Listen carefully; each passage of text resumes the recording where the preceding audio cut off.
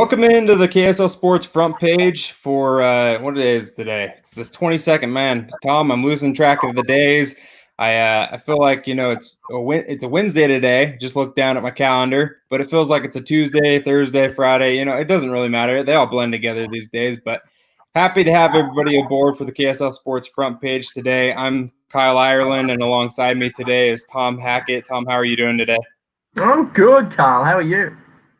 You know what? I can't complain because we had some sports today, and I'm excited to talk about actual events that, we're finally getting to that point of this restart phase where we've got some stuff that we've been able to watch on TV, and we're able to talk about it now, rather than just kind of looking forward to these games that, we've been waiting for 4 months now. And so that's really exciting for me. So I'm doing well. Are you keeping up with fatherhood? And I know you're a busy man these days. You've got all of your different responsibilities. How's your son doing? How's little Freddie? Little Freddie's good. It's every day's different, which is enjoyable until it's not. But he's getting older, man. He's 5 months now, and he's got more hair than me. Personality. Anyway, long story short, he's good.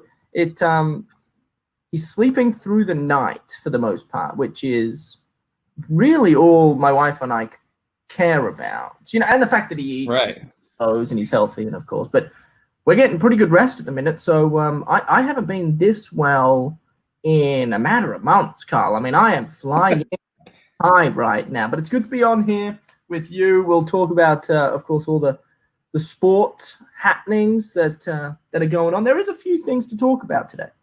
That is true. And I'm sure you didn't get a lot of sleep tonight. We'll talk about that first game here in a moment. But I want to thank our friends over at University Federal Credit Union who make the front page possible, and the fact that we're able to talk about these things today. So big shout out to them. But Tom, you mentioned that you've been getting a lot of sleep, but you probably didn't get as much sleep last night because there was an early game today. Real Salt Lake kicked off this morning at 7 a.m., I believe, and you were there, watching all of the coverage of that game. And could you break us down? I mean, they ended up falling to the Sporting KC. What did you see from Real Salt Lake this morning? It was a fun match. Despite the result, obviously 2-0. The better were Sporting Kansas City. Real Salt Lake. It was their final group stage match, and so from the group stage match, they railed in 4 points, cumulative points, and that'll go towards their regular season tally, which is good. They were hoping for 9, but they were unable to get that, obviously. 4 points, it's okay. Look, they won their first game against Colorado. Turned out to be not very good. They then drew 0-0 in one of the more boring games of soccer I've seen in some time in their second fixture. And then, of course, this morning against Sporting Kansas City, it was a 2-0 loss. What's interesting about the 2-0 loss is it was a 9 a.m. start in Florida, 7 a.m. here, Salt Lake City. So it was an early game, and a lot of the early games throughout this tournament have not been pretty. A lot of bad mistakes, a lot of scrappy, sloppy soccer being played. This one wasn't that, although it was rather apparent Real Salt Lake came out the gates a little sleepy. They conceded their first goal of the tournament within the first minute of the match. They were down 1-0. I think it was like 53 seconds into the contest. They didn't get off to a great start. Then they rallied, they rebounded, they composed themselves. They found the soccer ball. They controlled the possession, pardon me, and they looked the more dangerous team. But they were unable to take advantage of the opportunities they created. And that's been an issue that Real Salt Lake has faced for many years now. They've always been one of the more better defensive teams, but when it comes to the final touch, making your opportunities and chances count and putting the ball in the back of the onion bag, they just haven't been able to do it since they lost Saborio, who I believe left the club in 2015, 2016 or sometime. Again, that was the issue. And then in the 86th minute, Sporting Kansas City went down the other end on a minor counterattack, and brilliant piece of play by Gerso, put the ball into the top left corner, and that's how 2-0 ended up being. But they, believe it or not, so they finished third in the group, Kyle. Right. And the top 2 qualified, but the top 4, let me try and spit this out correctly and don't make a mess of it. The top 4 teams, the top 4 third place teams also qualify, and Real Salt Lake are one of them. So There are 6 groups. If you finish third and you're in the bottom 2, then you would not qualify. But Real Salt Lake are going to qualify to the round of 16, and they'll figure out who their opponent is tonight when the Rapids play Minnesota. That'll kind of determine who Real Salt Lake plays in the round of 16. So there's still plenty to look forward to if you're an RSL fan today. And you mentioned earlier, Tom, some of those adjustments that they've been unable to make. I wonder how much of that has to do with the personnel on the team versus, some of the coaching. Obviously, Freddie Juarez, first year as a full-time coach. What have you seen as far as what he's been able to do as far as a manager to be able to make adjustments in game, first half to second half, to be able to kind of, help this team, fix problems that they have early on? Obviously today, letting an early goal, playing from behind, really from the get-go of the start of the match, isn't the way you want to start something. So how do you think, that is as far as, is it personnel, or is it, lack of being able to make adjustments as far as coaching? I, much like many people, were somewhat skeptical when Freddie took over, but I must admit, I have been pleasantly surprised. I like the way he goes about his business, and I like the strategy he implements. He's a possession-based coach. He wants Real Salt Lake to control the game, and they've done a really good job at that since he's taken over. And they did a good job of that this morning against Sporting Kansas City. But like I said earlier, it's just that final touch. And whether it's kind of a chemistry issue, they've got Douglas Martinez, who's pretty new. Sam Johnson hasn't played too many games for RSL, despite being with the Claret and Cobalt for over a year now. They just have had Justin Miram, Giuseppe Rossi. I mean, a lot of guys that are new to the team, a lot of talent, but a lot of guys that are new. Still, it seems like they're figuring out how to best play alongside one another. But from the back line into the midfield, they're one of the better teams in the league. They just have a hard time putting the final touches on a few brilliant pieces of passage that they create. And that's going to be the difference between potentially making a run and winning the MLS's back tournament and qualifying for the 2021 CONCACAF Champions League, or getting knocked out in the round of 16. They have got to figure out a way to score more goals. And I do think Freddie will make it happen. I don't know if he's going to make it happen in this tournament. I just don't know if there's enough time. He hasn't been in charge for long enough. General manager Elliot Fall hasn't been in charge as the head man, if you will, for long enough either. So they're building, and they're still sorting a few things out. I think they got a really good roster. I really do, and I think they're going to be a really good team under Freddie Juarez. But chemistry, a little inexperience. I didn't even mention Jesus Ramirez. I mean, he's one of the more talented players that has ever come through the club, in my opinion. So there's a lot of promising signs for RSL. If I were an RSL fan, or if I were talking to an RSL fan, Carl, I'd tell them just to be patient. And I know that's hard to hear because you want results now. Freddie Juarez wants results now more than the fan does. Let me tell you, his job's on the line essentially. But it is going to take some time. So it'll be interesting to see how they respond. You also have to talk about, and we'll get to the NBA eventually, but the NBA is being played indoors, right, as it normally is in arenas, and they don't have to deal with the heat and humidity as much as what these MLS players are going through. But conditions in Florida, right? I mean, we're in the middle of summer. It is hot. It is, more importantly, humid. So you think about RSL traveling from Salt Lake City, where it's very, very dry. We're in a desert. Going to Florida, Orlando, where it's just sticky. You walk outside and you just start dripping in sweat because of the humidity. And so there are challenges that not only RSL are being faced with, a number of teams. And, the team that can navigate those challenges the best are probably going to put themselves in the best position to make a run in this tournament. But so far, so good. Look, they qualified, and that's all you can ask for. They would have liked 9 points. They got 4. Who cares? Right. No, for sure. I mean, you always hope for the best, and sometimes you don't end up getting the best, but they've advanced, they've moved on, and that's something that RSL fans can look forward to. They still are going to be in this tournament for a little bit, and being able to kind of move forward and advance, and use this even just as a learning opportunity to help them propel themselves into the future as well. You mentioned earlier we'll have a little bit of coverage on who they're going to face. That's going to be tonight. We'll find that out, and we'll have that covered for you on KSLSports.com. So come check back the website tonight, and we'll have that information for you. But you also mentioned the NBA, Tom, and the Utah Jazz are going to be back in action sooner than we realize, sooner than we have kind of thought. And some of the NBA has already kind of kicked back off today. Obviously not official games, but scrimmages. The first scrimmages happened today down in Orlando. The Los Angeles Clippers kicked things off by taking on the Orlando Magic, and then the Wizards and Nuggets ended up playing. There's a couple more games tonight that people can catch on NBA TV, also on League Pass. But kind of wanted to get your thoughts on the Jazz specifically before they kind of ramp things up on Friday and have their first scrimmage against the Suns. Right now, everybody's kind of talking about, as these seeding games happen, as these teams get ready to restart, the 22 teams that are down in Orlando, there's a lot of unknowns, right? You've got some guys that are sitting the season finale out. They're not going to play down there. You've got other guys that are injured.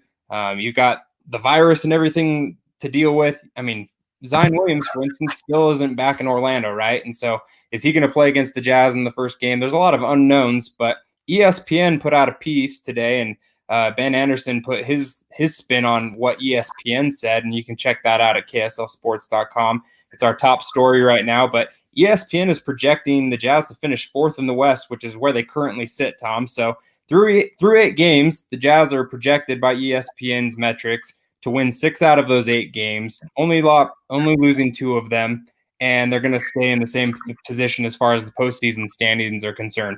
Do you buy that, Tom? Do you think that they're going to stay the same? Do you think they're going to drop? Do you think they're going to move up? Do you think 6-2 is a realistic record for the Jazz? I'm optimistic. I think that they're certainly capable, and I understand. Look, they will be without Bojan Bogdanovic, who of course is absent the remainder of the year. And that's going to hurt. But I think their bench is pretty good, Kyle. I think they've got depth, and if players can step up and knock a few buckets down and get hot, then who knows? I think the Jazz honestly could go a long way this year down in Orlando. I just think they have the tools in place. Rudy, Donovan, look, they've got some stars. Mike Conley is also going to be a big factor. The loss of Bojan now added more pressure to Mike Conley, who's been good but not great in a Jazz uniform so far. So I'm optimistic personally. Look, it's been a rough year, old 2020, and it would be rude of me, Kyle, to take a pessimistic route when we're talking about the Utah Jazz approaching their season restart. What are your thoughts? Are you all on the same lines as me, or are you feeling the Bojan absence pain? I'm cautiously optimistic, Tom. I do think that there is reason for Jazz fans to be pessimistic. You don't usually lose your second leading scorer and improve as a team, right? The thing that gives me hope for the Jazz, and what I'm really interested to see, is they have these 3 scrimmages before they actually, have a game that matters against the Pelicans on the 30th to really kick off this restart, is if the Jazz can kind of reintegrate Mike Conley from his Memphis days from last season. You're talking about a guy in Mike Conley who was a 20-point-a-game scorer, and that's exactly what you're missing in Bojan, right? And so if Mike Conley can really step in and fill that gap that Bojan, has created, not through any fault of his own, but just the fact that he's not going to be there for the Jazz due to injuries, it's just something that's really hard to make up. But if Mike Conley can fill in and kind of plug that gap, just become super aggressive, I'd really like to see the Jazz pick up their pace, move a little bit quicker on offense, play less half-court basketball, and just, really push it in transition. I think that if they do those types of things, and Donovan Mitchell a couple of weeks ago talked about how this team, as far as everybody coming back from being out of basketball for 3-4 months, was in really good condition, and that's something that you're going to need to have because a lot of these guys, I'm sure, don't have their legs under them. It's going to take a minute, and I think that we saw that a little bit in these scrimmages. The 2 games that were played earlier today, they were lower scoring. Granted, the time limit was a little different, but I think that there's just getting used to being back on the court. It's almost like this is a second preseason, right? Like last fall where they had a preseason to kind of get ready and ramp things back up. So I think that there's just getting an acclimation to playing NBA basketball again that's going to occur during these scrimmages. But if the Jazz can integrate Mike Conley back into this, I am more cautiously optimistic than pessimistic. But I think that you look at the schedule for the Jazz, you've got the Pelicans. I mean, if Zion doesn't play, I mean, that's a toss-up to me. Oklahoma City, that's going to be a good game. Right now the Jazz would be, more likelier than not to play the Pelicans in the playoffs. And then you've got the Lakers, who are the number 1 seed. That's going to be a tough game. Memphis, they're fighting for their playoff lives right now on the 8th seed. You've got the Spurs twice, which I think that both of those are really winnable games. Denver, you're just right behind the Nuggets, and then the Mavericks. I think that there's a lot of winnable games here for the Jazz. And so the 6-2 record, I can buy that. I'm just interested to see if the Jazz can actually put it together and, have things play out that way. But yeah, go ahead, Tom. So I was just going to quickly jump in and say one of the other talking points that I know a number of national outlets, and Ben's kind of harped on it a bit too at KSL Sports, is the no fans is going to be fascinating. The team that can self-motivate the best is going to put themselves in a position to win more games than the odds makers believe they should. And so I think that's going to play a big role in whether or not the Jazz are going to actually make a run this year, because it's a completely different game. And I know it sounds crazy to say that, but no fans is a wild concept. LeBron James, with no fans. It's just, mind blowing. I've been watching the golf, and, Tiger Woods played his first event last week at the 3M Open. Just to see no gallery follow Tiger Woods has been absurd. So Quinn Snyder's got his hands full. The leaders of the Utah Jazz have their hands full to try and motivate the group as best as possible, because it's probably going to be pretty easy to get your mind off track and forget about what's important, and that's winning basketball games. So I think it's going to be fascinating to hear Quinn Snyder and the Jazz players talk about that, and obviously watch them in action to see how they best handle it. But it's one of those things where if they can somehow find a way to motivate themselves, then they're a force. Yeah, it'll definitely be interesting to see. And there's another, pretty big basketball story that happened in the state today. Down in Provo, there's news out of BYU Basketball.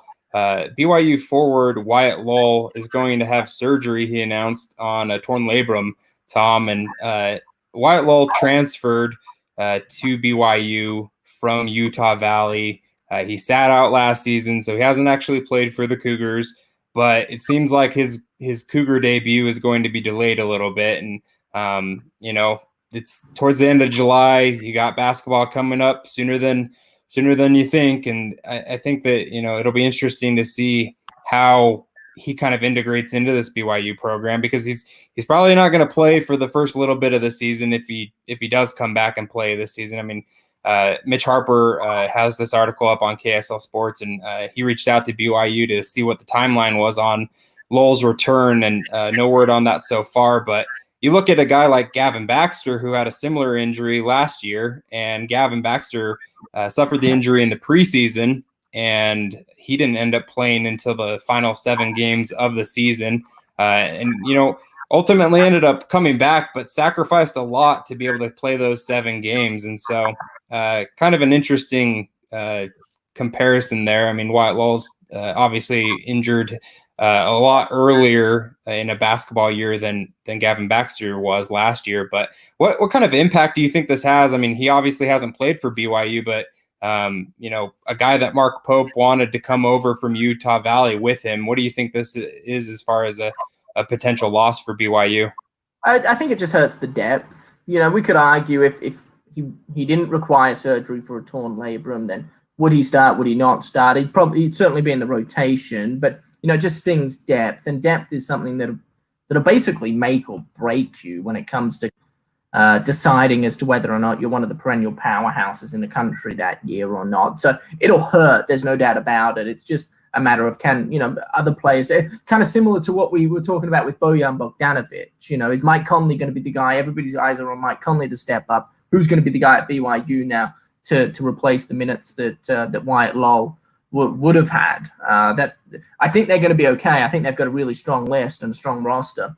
But it certainly stings. Look, I'm no medical expert, but the labrum's one of the main cartilages in the shoulder, and for a basketball player, I imagine you rely heavily on that shoulder rotation. So we wish him all the best of luck, of course, and we're excited for when he eventually does return to make his Cougar debut. Hey, there's other news in the old Cougar land, Kyle, that I know you have an opinion on, and it must have stung you a little bit to hear the news. But our good friend Devontae Henry Cole, who was at Utah, transferred to BYU, is now going to join his good friend Jason Shelley at Utah State. So he's just bouncing around the state of Utah. I mean, I think that's going to really, really hurt the Cougars in 2020 if we end up having a football season. He was going to be the back, the 3-down back that Kalani Sitake was after. You guys down there at BYU have an incredibly strong offensive line, and I thought Devontae Henry Cole was going to be really effective. In fact, I thought if the Utah BYU game was going to be played,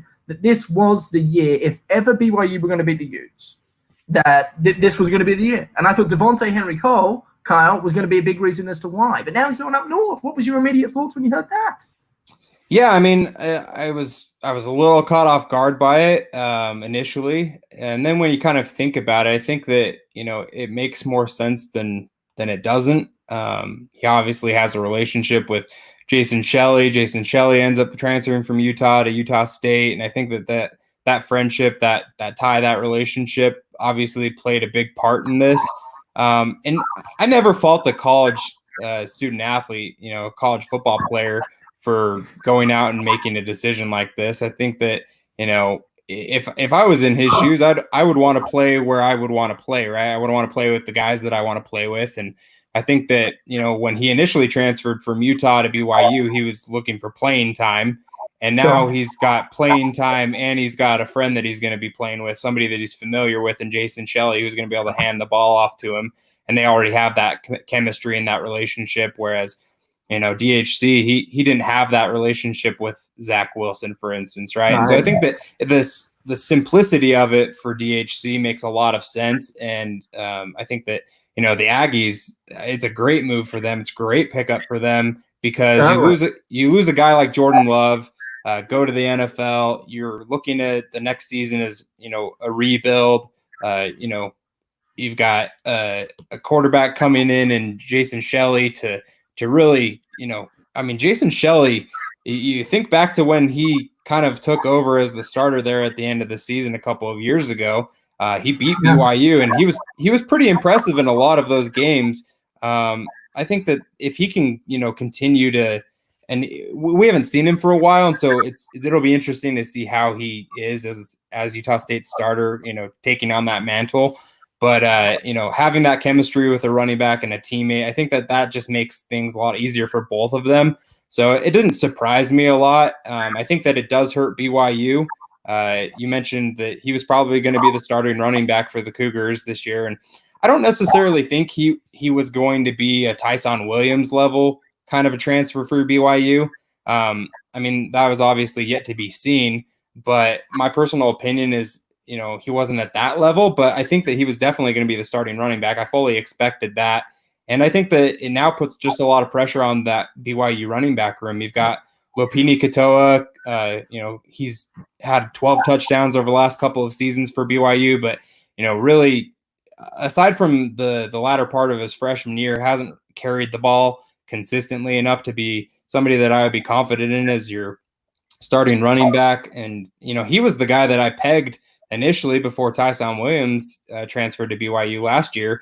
I thought Lopini Katoa was going to step in and, be the starter as a sophomore. So I think that he's probably the guy that takes over. But you look at Sione Fee now coming off a knee injury. You've got Tyler Algier, who moved from running back to linebacker, back to running back. And so there's just a lot of moving pieces. And I think that DHC is really, he's a missing piece that BYU needed to fill with. And now that missing piece is, resurfaced because of his departure. So it'll be interesting to see how he kind of fills back in. But Utah, I mean, Utah is losing DHC, but they've got a lot of other pieces that they're missing as well. And our Utah insider Trevor Allen talked with college football expert Phil Still today, and Phil Still said that he thinks that Utah is going to have a potent offense despite losing, obviously losing the guy in DHC who wasn't their starter, but you've lost DHC to Utah State now. You've lost Tyler Huntley, Zach Moss to the NFL. Bradley and Lucky Fotu. I mean, a bunch of guys on the defensive side, Jalen Johnson. I mean, the names go on and on, right? They've got a lot of guys that have advanced to professional football now. And Utah, obviously some of those guys were on defense, but as far as offense goes, there's a lot of missing pieces on skill positions, and especially quarterback and running back. I think those are obviously the major ones, but he still thinks that they're going to be able to plug and play and have a potent offense. What do you think? Look, I'm a Utah fan. Don't get me wrong, but I think that's a bold statement by our friend Phil Still. You lose your quarterback and you lose essentially your offense with Zach Moss. I mean, Zach Moss was Utah's offense. Tyler Huntley was great. Don't get me wrong. He made plays. He did what he needed to do. But at the end of the day, Zach Moss was the player on offense for Utah, not just in 2019, but in 2018 and 2017, that carried that team. I mean, when they needed to play, they went to Zach Moss. And they've lost Zach. So how are they going to replace? You lose the two, in my opinion anyway. I think the most important position on any football field, offense or defense, quarterback. And I don't think there are many people out there that'll disagree. And so you lose that. Now you've got to replace. I do think the people that are coming in, that are competing for that spot, the Cam Risings of the world, the Jake Bentleys of the world. You can even throw Drew Lisk's name in there. I think Drew Lisk has a small chance, but a chance nonetheless. I think they're capable to be really good. But, if Cam Rising gets the start, he hasn't played many, if any, snaps at the college football level. So Bentley has, and he's proven, he threw over 500 yards against Clemson. That's very impressive. But it's still a different offense with a different offensive coordinator and a different playbook. It's going to be, I think, I'm not going out of the blue here either when it comes to the running back position. They're going to have a number of guys kind of rotate through and share the load, if you will. Jordan Wilmore, I think, is the most exciting back, a USC kind of target coming out of high school, pretty renowned running back in the country, came to Utah, showed some nice glimpses when he got some snaps last year. And they have a few other guys, TJ Green, and I know I'm missing a couple. That running back room at Utah is deep. And so I think they're going to be okay. Brumfield, of course. It's going to be a Brumfield-Wilmore combo, I believe. But it's still not going to be a Zach Moss. The strength, and this is mind-blowing for me to say this, and this is why I think it's a bold move for Phil Steele to say they're going to have a potent offense, because the strength is actually at the wide receiver position. Wide receiver / pass catchers, if you will, tight end. Right.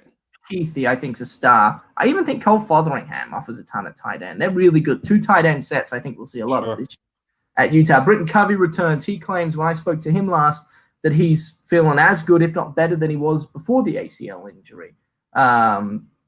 They've got Brian Thompson and a few other guys on the outside that are hopefully just going to step up. Utah, when you look at Utah offensively over the decade that I've been around watching them, you could argue the pass catches have been the weak point in any of their offense. In 2020, it's supposedly the strong point. I mean, I saw something online the other week, Kyle, I think it was Pick 6 previews. We're talking about Utah having the 14th best wide receiving unit in the entire country. And I'm like, man, crazy talk to me, because I've never heard of such a thing at Utah. If they can figure out how to utilize those pass catches, those tight ends, wide receivers, then sure, they'll have a potent offense. But I need to see it before I believe it, because and no disrespect to any of the former wide receivers that have been to Utah, but they haven't had a group. They've had certain individuals, but they've never had a group that's really blended together and taken the Pac-12 conference by storm. And when you have one player that's capable of doing it, it's pretty easy to defend. And that's been part of the problem. And they need a number of guys to step up. Solomon Enos, another guy that's, Penn State recruit, 4-star kid out of Arizona, the number 1 player out of the state, comes to Utah, hasn't done a ton. Samson Nakua, another kid. And there's so many guys that have the potential. But when the bright lights come on, they need to find a way to catch the football and score touchdowns, because that running back core is not the running back core you had last year. And a lot of the weight is going to come and fall on those wide receivers. So I love Phil Steele's optimism. Like I said at the top of the show, it's 2020, and the more optimism, the better. But boy, that is a bold statement, Kyle. Yeah, I completely agree. I think that it's going to be really interesting because you've got, you mentioned Covey coming off of an injury. You've got Keithy, who was an absolute stud for them last year, right? But really kind of just stepped onto the scene and really had a breakout year for them last year. And then you lose Zach Moss, who really was the focal point of the offense. And now that you have to fill in that piece, I mean, you limit yourself. Whereas, I mean, Utah was able to do so much last year. I mean, you look at that BYU game, for instance, to open the year, right? Like BYU couldn't stop Zach Moss running the ball, so they didn't have to do anything else. But then when you have a team that's able to kind of, shut down Zach a little bit, you can, play action off of that, and you can spread things out with the passing game. And I'm just interested to see how potent the offense is based off of the fact that you don't have Zach Moss anymore. So is your run game going to be effective enough to still have Keithy and Covey be able to go out and do what they do best? Or is Keithy going to get locked up because, all these defenses are going to play prevent because they're able to not have the same running game go up against them that they had with Zach Moss, right? So I think that that'll be really interesting to see if Utah's going to be super balanced, on offense, really like they have been. I mean, they've really relied on Zach the last few years, but they've been able to utilize him to open up the rest of their offense. And like you said, that's really kind of built up a lot of these wide receivers to the point where they're super effective to the point that they are now in going into 2020. I'm still optimistic about college football, Tom. I need to see it happen, though. And, on Saturday here, we're going to be 6 weeks out from what would have been September 5th, really that opening Saturday of the college football weekend, week 1. And we're in crunch time. We're coming down to it, and it'll be interesting to kind of see, how things play out. We've got one question that came in from Grant Evans, wanting to talk about Dave Evans and RSL Basketball Academy, and we'll finish on that note. But just a real quick a thought on that, Tom. You did that article yesterday about Zions Bank Real Academy launching the RSL Basketball Academy. Obviously, they've got the soccer side of things there in Harriman, but now they're going to be launching this RSL Basketball Academy. Dave Evans, head coach, former head coach at Wasatch Academy down in Mount Pleasant, one of the top premier high school basketball programs in the country.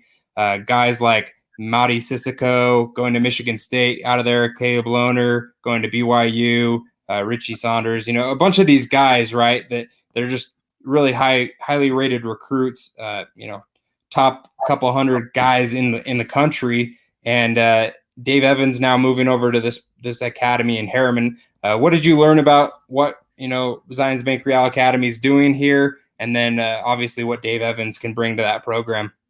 Yeah, to echo your thoughts, I mean, I'm not crazy about high school basketball, I must admit, so I had to do a bit of research. But Dave Evans seems to be the man. I mean, his record, I believe, if I'm not mistaken, is 120-20. He's won 120 times, only lost 20. He was at Lone Peak before he went to Wasatch Academy. And as you mentioned, a few of the names, he's coaching pretty big players, consensus, top 3 national ranking for the last 2 seasons, if I'm not mistaken. I mean, he is really, really good at developing basketball talent. And so that's incredibly exciting. But this RSL Basketball Academy is unique in its own right, Kyle. And when I started researching and doing a bit of reading about the whole thing, it reminded me about kind of what they do in Spain. You talk about FC Barcelona and Real Madrid, for example. You could argue that they are the 2 biggest soccer franchises in the entire world. And that's up for debate, but they're up there nonetheless. They've also got basketball teams, Barcelona and Real Madrid. And they're good ones too out there in Europe. And it seems like Deloy Hansen, the owner of Real Salt Lake, and a few of his sidekicks have decided to follow suit, which is interesting too, because Real Salt Lake is a sister team, I guess you'd call them, to Real Madrid. They share the same Real at the start of the name. Anyway, we don't need to get into that. But I don't know where this idea came from. I'm a big fan of it, though. Yeah, I think anytime, the bottom line is, for me, anytime you can create programs for teenage kids to develop at an incredibly high rate, you're going to be attractive to the top talent in not just Utah, but the entire country.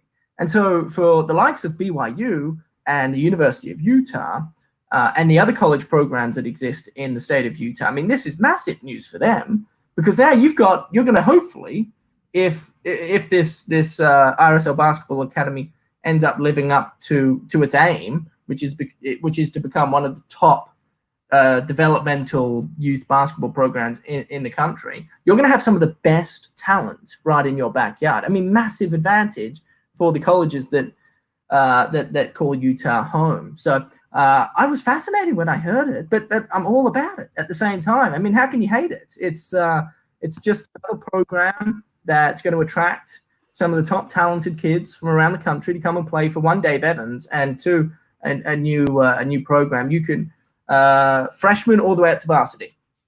So it's kind of the whole high school. They're going to play at Slick, the Slick campus out there in Harriman for the time being, but they're building a brand new facility. And if it's anything like what the RSL Academy, the soccer academy, is like, then I mean, it's going to be world class. And so I'm a big fan, Kyle. I mean, the more the merrier. I say let's have more of them. Let's get the start of lacrosse. RSL. We'll have all the sports, Tom. All the sports in our backyard.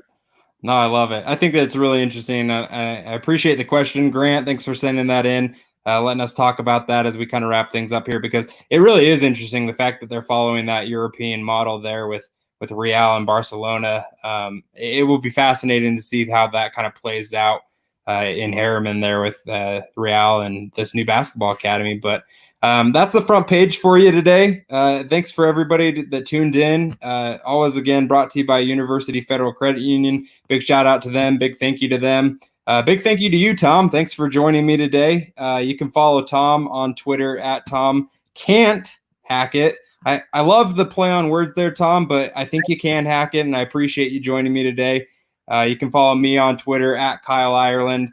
We'll be back again on Friday with the front page.